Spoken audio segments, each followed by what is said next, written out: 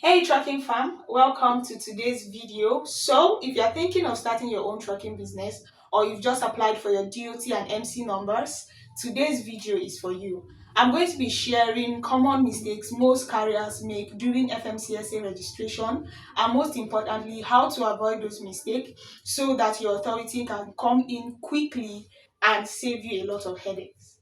So the first mistake is not knowing what authority you actually need.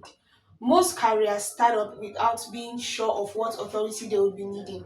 So the first thing you would like to do is to be 100% sure of the service you want to offer and the kind of authority you'll be needing. Either you'll be needing the broker authority if you're planning to be a broker, or you'll be needing the motor carrier authority, or you'll be needing multiple authorities if you plan to operate both as a broker or as a carrier.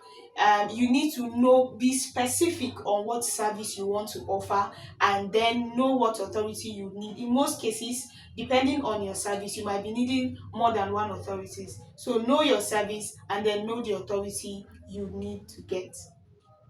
So the next common mistake carriers make is using incorrect business information.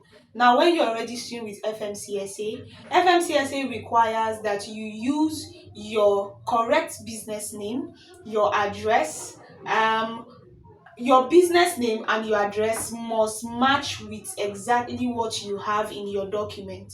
So if some of your documents contain a different address from the address you are using to apply for registration, it might delay your registration because they need a matching address. And then you must also be careful of using PO boxes as your address. If you use PO box, there might be a delay in your registration. And then your LLC and DBA names must match, right? So while you are applying for the registration, you have to do a cross check of your documents. Check the addresses, check the names, check the phone numbers, check the email address in your documents. Ensure that every document have the same information: names, email address, phone number, physical address. If your registration name is different from your DBA, ensure that all documents carry the same information. That's the point. And whatever form you are filling for registration, ensure that that form carries the same information that all your supporting documents carry, right? So once you get all your business information intact, you will not be having a delayed registration. Another common mistake is forgetting the BOC3 filing. This is one common mistake most carriers make because they don't see it as something important. Without your BOC3 form, your registration will be delayed. Basically, FMCSA need an agent or a company that they can contact for your legal papers, right? So the BOC3 form is your designation of agent form. So you need an agent or a formally registered company to stand in for you, right? So you can get this BOC3 from any agent you choose or any legal company you choose. Like I said before, FMCSA would need an agent or a company to contact for your legal papers. They need to be sure that all your papers are legal. They need to be sure that all your papers are approved, and they would need an agent, a registered agent or a registered company for it. So to get your BOC3 form, go to a registered agent or go to a registered company for that. Without the BOC3 form, your registration will be delayed. Another common mistake carriers make is not having your insurance filed on time. So once you get your MC number, FMCSA gives you 21 days to get your insurance company file proof of coverage. Now, if it is delayed beyond the 21 days, your application might get dismissed or you would have to reapply again. So what you would do to avoid that is to get your insurance company or your insurance agent give you your certificate on time. There's usually an insurance, a proof of coverage that you get from your insurance company. It's more like a certificate of registration, certificate that shows that you're registered with this insurance company or this insurance agent. So you need to get that. If you can get that before your application, it's fine. But if you cannot, you have 21 days after getting your MC number to get that. So work with your insurance company or with your insurance agent early enough so that your application don't get dismissed or so you don't have to reapply. Another common mistake most carriers make is skipping the unified carrier registration. A lot of carriers think that once they get the authority active, they are done.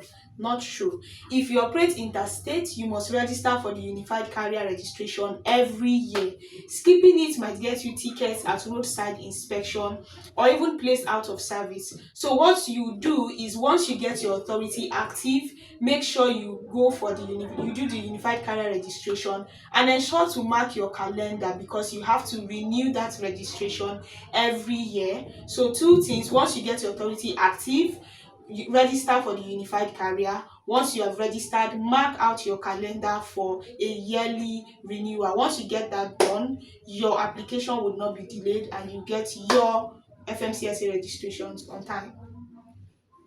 Another mistake is ignoring state level requirements. Now, FMCSA requirements are not the only requirements you have to meet.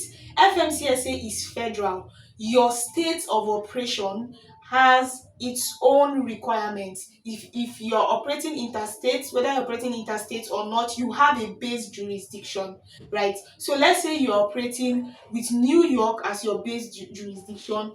There are New York State requirements that you must meet.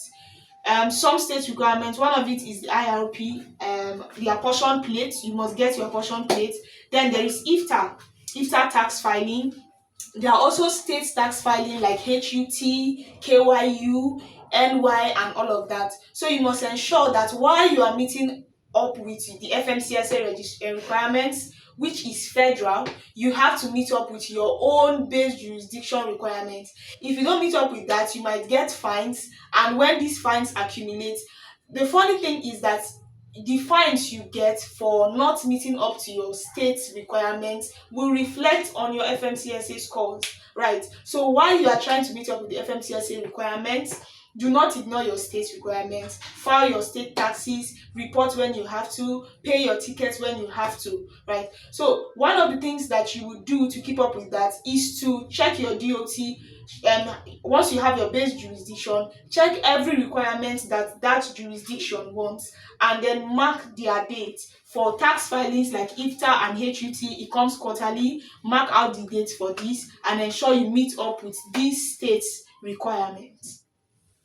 So lastly, the common mistake most carriers make is not preparing for the new entrant safety audit. I said in the last video that once you start, you get your authorities active and you start your own trucking company, FMCSA gives you 1 year, and after 1 year, they come for the new entrant safety audit. Right, so you do not have to wait for FMCSA to come for that audit before you begin to take your compliance seriously. So how do you prevent getting on the negative side of FMCSA during this new entrant safety audit? You must ensure that you are compliance ready. Get your driver files ready, register in the clearinghouse, get your tax filings, get it ready, and ensure that you have your drug and alcohol test results. Everything has to be ready. You need to have your pre-employment test results ready. In case you were selected for a random test, you need to have the random test results ready. Basically, just get all the requirements, log on to the FMCSA site and see the document that you need to prepare for the new entrant safety audit, so that you don't get caught up unawares. Most carriers, especially new carriers, ignore compliance when they start. But that is one thing you should not ignore, because when you ignore it, it will pile up, and then at the end of the day, it will affect your MC or your DOT number, it will affect your record. So ensure that you begin to take compliance seriously from day one of your business. Keep all your files ready, file all your taxes, and ensure you prepare for the new entrant safety audit. So these are the common mistakes I see a lot of carriers make during FMCSA registrations, right? So if you can avoid these mistakes, you save yourself stress, you save yourself time, and you save yourself a lot of money. Yeah, of course. So if you need compliance consultation, you need someone to help you with your registrations, you need Consultations, you need someone to sit down with you one-on-one, tell you the documents you need for these registrations, tell you how you need to stay ready, compliance ready, to avoid being placed out of service. We are always here for that. We handle anything compliance, trucking compliance, for brokers, for carriers, for owner operators, for fleet managers, even for dispatchers. Whatever concerns FMCSA requirement, trucking compliance, we help you file your taxes, we help you pay your tickets, we help you mark out your calendar so that you don't miss all of these renewals. So you can always reach out to us for compliance service. You can send us a message, you could drop your comment, your request in the comment section. You could check our bio for our phone number, for our email address, for our physical address. Reach out to us. Ensure you stay FMCSA ready. Without meeting FMCSA requirements, your trucking business is at risk. So ensure you stay FMCSA ready, and of course subscribe to this YouTube channel to get more compliance videos and to see how you can keep your trucking company out of trouble with FMCSA. Thank you. Look out for the next video on compliance. Bye.